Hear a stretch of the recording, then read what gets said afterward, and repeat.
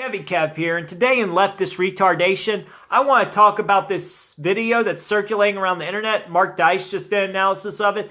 It's of a social justice warrior meltdown at a city council meeting. At this New Brighton, Minnesota city council meeting, the mayor, Valerie Johnson, and city councilwoman Mary Berg actually had a complete screeching autistic meltdown because another city councilwoman dared utter the words, the sacrilege that is, I do not believe in white privilege. Because she dared say that everybody's lives are hard, these two social justice warriors exploded in a frenzy of shouting, screaming, and cursing that we expect to see from 2-year-old babies and 20-year-old blue-haired bimbos on college campuses. But I did this video because I want us to go out and troll the hell out of these people. So I'm going to read to you from their local paper and actually tell you exactly who they are and what happened. And to start, I just should say that in typical leftist fashion, these people are the most privileged people around, but not because of the color of their skin. They're just privileged. In fact, I'm willing to bet that the mayor and the city councilwoman who had the meltdown both think they're oppressed because they're female. Well, these two social justice warriors are about as privileged as it gets. First of all, any city that has a meeting on social justice is privileged because that means they don't have enough real shit going on in their city, not enough real problems. On top of that, this Valerie Johnson, she's the type of woman who was spoiled all her life, was a little hippie in college, then married some rich guy who bought her her own little cupcake place. In her case, it was an ice cream place, but you know the type. They got a rich husband who provides for them, and they have little hobbies. Like they have their little shop and their little charity. And that's the kind of person Valerie Johnson is. You know, so she is actually privileged. But it's not because of the skin color. Anyway, New Brighton, Minnesota. A Brighton City Council meeting turned into a shouting match with tears and profanity after one city council member brought up white privilege. How dare she? A video of the meeting compiled by Alliance for a Better New Brighton shows the moment the debate erupted. Council member Mary Berg brought up the topic, saying her fellow council members all have white privilege and don't know the difference. Berg implied that white privilege was preventing the council members from being able to represent the city's varying demographics. How dare she? How dare these Democrats assume that a white person cannot represent a black person or a brown person? That is so racist and so ridiculous. Basically, when you hear Democrats say this, they are saying that they think white people can't empathize. And on top of that, what difference does it make? What situation does a city have where a white person needs to understand a brown person or a black person to represent them?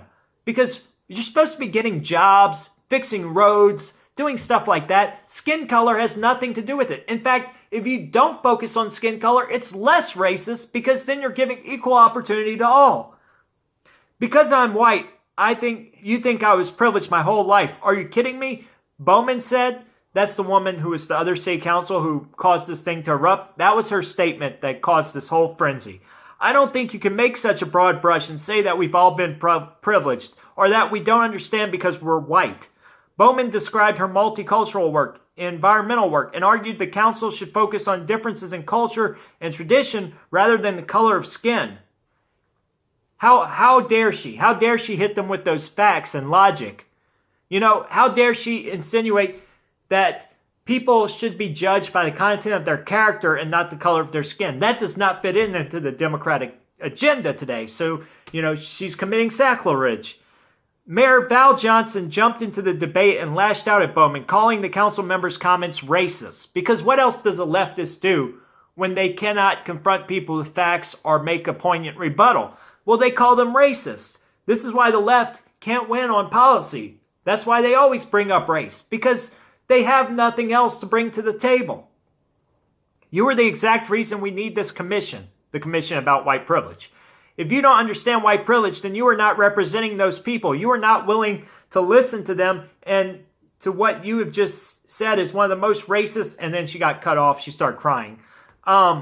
So she says that you don't understand white privilege, so you can't represent your people. How is that possible? How in the world does believing in white privilege or not believing in white privilege mean that you can't represent African Americans or Hispanics? I don't believe in white privilege, and my children are mixed race. My son, or my nephew, who we take care of, I call him my son. He is black. My children are half Hispanic. How dare a Democrat ever assume that they need a handout or that they are not privileged or privileged because of my color, my skin color, or their skin color, or anything else? How dare they? That disgusts me. Excuse me, don't you ever accuse me of that, Bowman said. You have no basis to say something like that in public, and no basis to say something like that at all. So she's defending herself. The debate escalated, turning into a shouting match with both women yelling that the other was out of order. In fact, this is where it turns into like a cartoon where they're both shouting, "You're out of order, you're out of order." And then it goes on. Johnson eventually appeared to break down to tears, uttering, "Gina, I am passionate about this. God damn it, I'm so passionate about hearing all sides of the story, and for you to disregard the fact that white privilege exists is beyond me." And it says you can watch the whole exchange online at our website below. So there you have it, guys. These people, they are so out of control. They are so mentally handicapped by this inner turmoil they have with their own privilege, with their own racism, that they lash out at anybody who doesn't want to buy their agenda or go along with their nonsense. It's getting out of hand, guys. This is the kind of people that have been elected into office by people who have way too much time on their hands, who buy into this critical race theory, and who live in cities where they are so privileged and so spoiled that they have to project that onto everybody else in the country. Like coal miners in West Virginia are also spoiled and have white privilege. Like people like myself who have gone through a war, had combat stress, came back, became addicted to drugs, lost everything, got injured in the war. You know, we've all had adversity. Most of us have, at least. So damn these damn liberals for going out and acting like all of us are like them. That all white people, because they are white and they haven't faced any adversity, that we're all having great lives with no suffering and no problems. Guys, privilege exists all around, but, you know, here's the thing. That privilege is either earned or it's the only type of privilege that you're born with, and that is hot privilege. If you're a hot female of any type and your husband buys you an ice cream shop and then finances your campaign for mayor, then damn it, you are privileged. Yes, you are. But don't go projecting that onto me or my children. Screw you people.